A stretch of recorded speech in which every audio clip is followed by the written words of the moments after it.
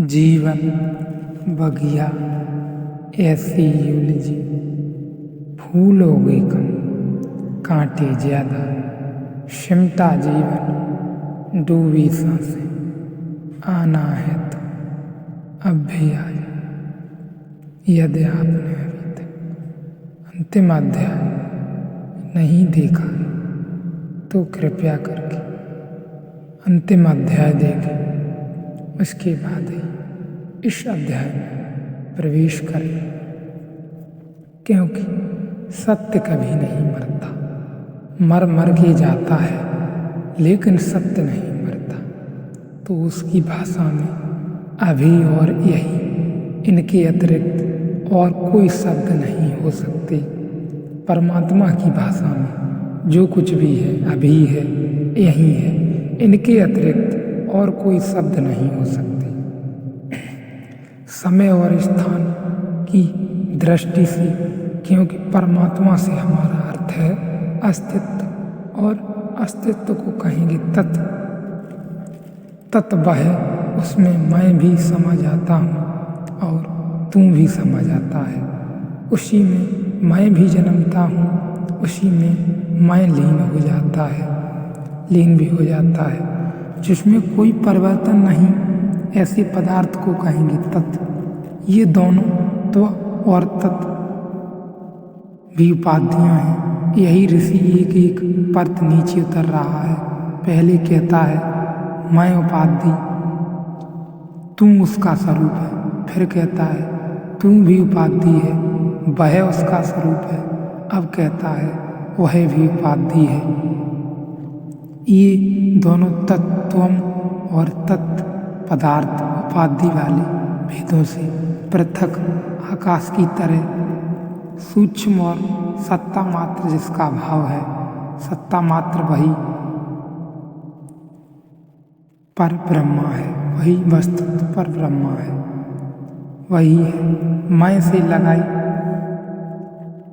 तू पर, तू से छलांग लगाई वह पर, वह से छलांग लगा लेनी है परम अस्तित्व में, जहाँ वह कहने का फासला भी न रह जाए।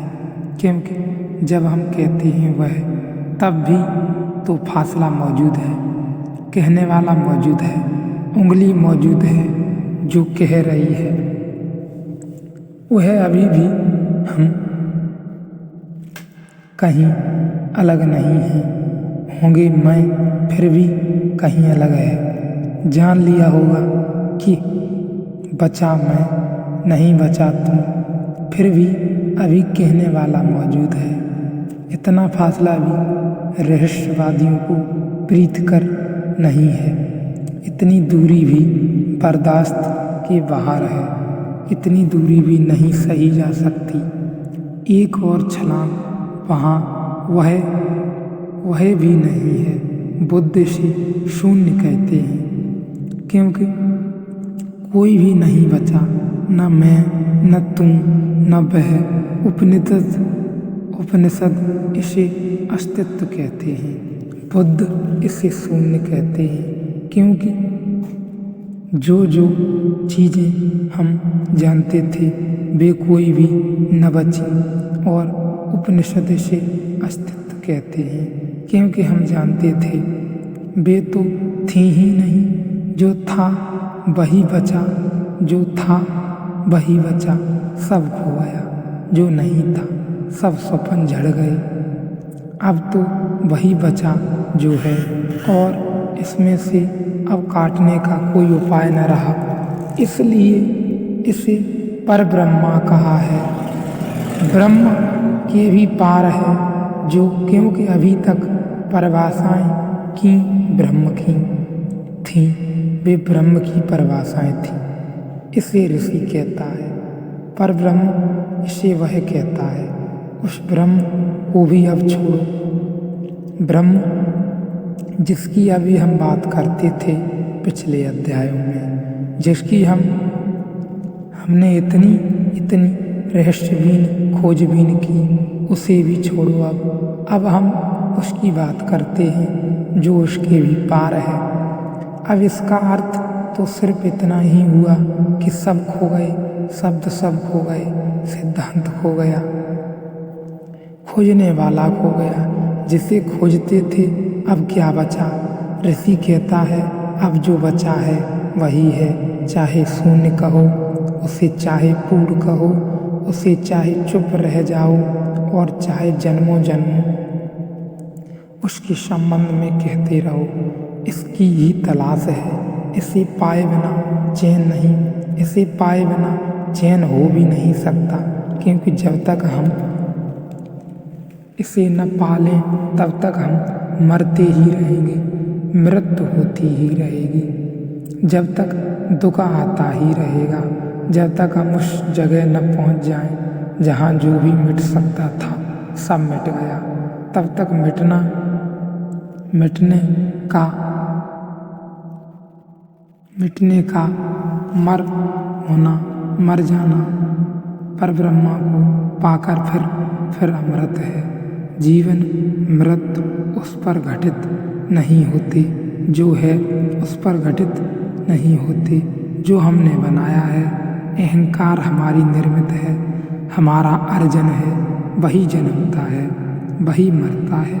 चेतना हमारी निर्मित नहीं, वह हमसे पहले और हमसे बाद भी है। वह न मरती है न जन्मती है। एक फकीर हुआ बोकोजू, सुबह उठकर उसने बुद्ध के मंदिर को, उसी मंदिर को का फकीर है, वह पुजारी भी फूल चढ़ाए हैं बुद्ध की प्रक्रिया पर, बुद्ध की प्रतिमा पर, और फिर कुछ लोग उससे सुनने आ गए। एक तो वह पुजारी था और उसने बुद्ध की प्रतिमा पर फूल चढ़ाए और फिर उसको लोग सुनने आ गए। तो उसने सभा कक्ष में जाकर कहा कि मैं तुमसे कहता हूँ आज एक रहस्यमयी बात। आज वचन पूर्वक कि यह बुद्ध नाम का आदमी न कभी हुआ न कभी हुआ, वह सरासर झूठ है। लोग चौंके, उन्होंने समझा बोकोजू का दिमाग फिर गया। क्या पागलपन की बात है, बुद्ध का ही बिच्छू है, अभी अभी मंदिर में फूल चढ़ाते और आरती करते देखा है। इससे उन्होंने पूछा कि बोकोजू दिमाग फिर गया है तुम्हारा, कोई मजाक करते हो, अभी अभी तुम पूजा करके आए हो। उसने कहा पूजा करके अभी अभी आया और सांझ फिर पूजा करूँगा, लेकिन मैं तुमसे कहता हूँ यह आदमी कभी भी नहीं हुआ, और इसलिए कहता हूँ कि अब तक मैं इस आदमी को समझ नहीं पाया। न तो ये कभी मरा है, ना ही ये कभी जन्मा है। इसलिए सोचता था जन्मा, इसलिए सोचता था मरा, लेकिन आज मैं समझ गया और अभी तुम पागल समझ रहे हो। अभी दूसरी बात तुमने सुनी नहीं।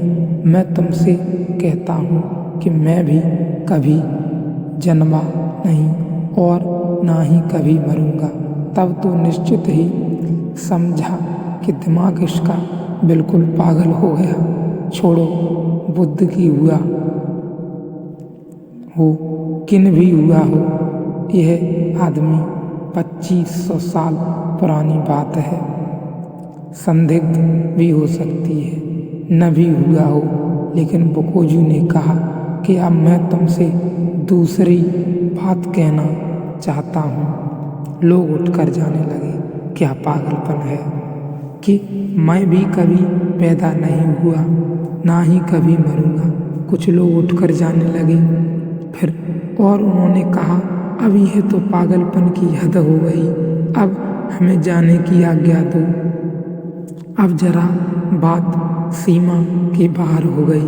बोकोजू ने कहा तीसरी बात और सुन ले जाओ कि मैं तुमसे कहता हूँ कि तुम भी कभी पैदा नहीं हुए, तुम भी कभी नहीं मरोगे। अगर हम सब सही हैं तो बोकोजू पागल है, और अगर बोकोजू सही है तो हम सब पागल हैं और कोई उपाय नहीं है। और इस पृथ्वी पर जो भी जानने वाले हुए वे सब कहते हैं वो जो सही है, उसने जो भी कहा वह कंठस्थ उसकी बिल्कुल ठीक थी। वास्तविक ना ही कोई जिया है और ना ही कोई जन्मा है और ना ही कोई मरा है। जो जानने वाले हैं वे इसे बिल्कुल सत्य मानते हैं।